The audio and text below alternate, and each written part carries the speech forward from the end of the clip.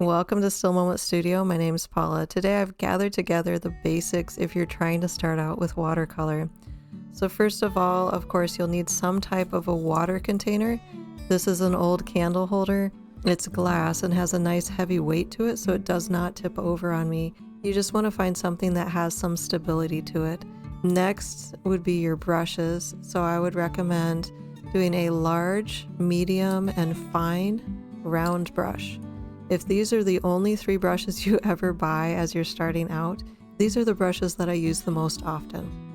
This is an 8, 4, and 0, so then as you continue painting, you can add in other brushes. Like the rest of the rounds, I have 8, 6, 4, 2, 0. Then I also have an angled brush and an oval wash, sometimes known as a cat's tongue. It's very narrow on the side and very wide, and it fans out quite nicely. Some number 2 pencils, some type of sharpener. A ruler is a great thing to have. You can save money by painting in standard sizes, and then you can find great deals on your painting frames. Some type of artist tape to tape down your painting so it doesn't move and buckle on you.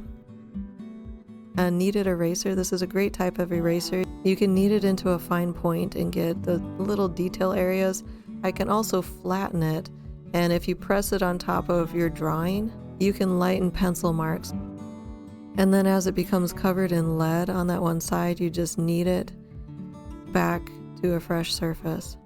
Some type of a palette. This is the same type of palette that I used for 20 years. You have a nice large space in the middle, and then you put your paints around the side, however you want to organize them.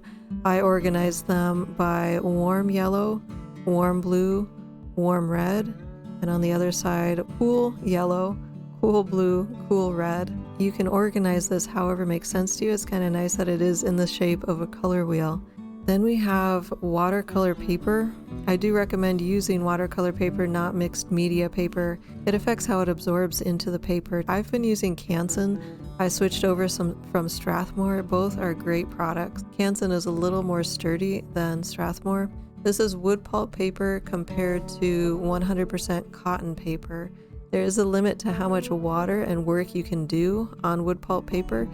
Over time, if you're continuing to get it wet and layer after layer or scratching into the surface, the layers will start to separate sooner than 100% cotton paper. So if you're going to do a very aggressive watercolor painting where you're going to scratch into the surface or do a lot of water and color, I recommend using your 100% cotton paper.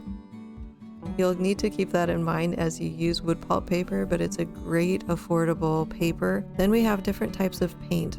So for just the basics, I would recommend a cool yellow, a warm yellow, cool red, warm red, and a cool blue and a warm blue. Winsor lemon yellow, cadmium red, alizarin red, and then cerulean blue and French ultramarine blue. These are the basic primary colors you would start with, and then you can mix your secondary and tertiary colors from these.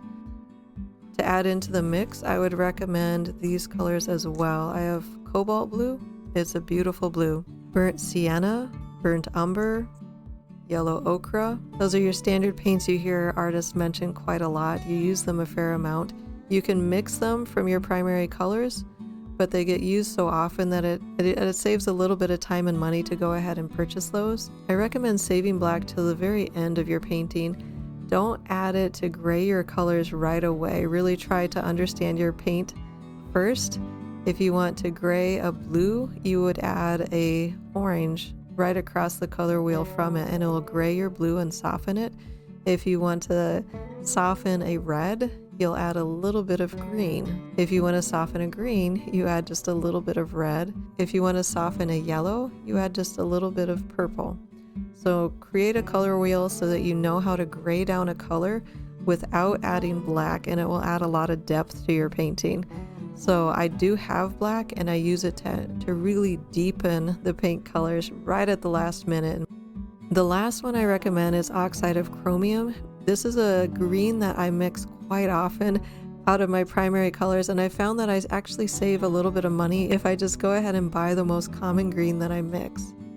So you'll find that with your paint, if you find that you're always mixing the same color, go ahead and buy a tube of that color, and then you can vary it a little bit to either side using your primary colors or some of these other colors, and it will save you a little bit of money. The final things to try out later on as you're working with watercolor would be your masking fluids. These are two types. A lot of times it'll just be in a glass jar and you'll apply it with an old paintbrush. You can find applicators like these two. This is just a very fine tip, and then a pen. I've found that these do expire, so be careful of how long you keep them, and don't purchase them until you're ready to do a painting that really needs them. So hold off on these until later in your artwork. Another thing I would recommend at some point would be to get some wax resist crayons. You can also just break apart some old clear candles. And finally, a toothbrush. So these two are a great way to make texture. You dip your toothbrush in the paint, and then you'll use your thumb and you can splatter your painting to create very fine texture. Your wax resist will also create texture, so you don't need those right away until you're trying to do rocks, sidewalks, something with a bit of texture. So if I gather all this together again, some type of a water dish, a few paintbrushes, round sable paintbrushes to start with, pencils, some type of sharpener, a ruler, your paper, a palette, some tape, and then your kneaded eraser. If you have any comments or questions, go ahead and leave those down below, or if you have any other suggestions for other artists, I have the link attached if you're interested in finding out the paintbrushes, the brands that I use, even the watercolor paint that I use. I have those over on my website, all listed out for you. Don't forget to hit the like button and subscribe, and we'll catch you next time. Thanks for watching.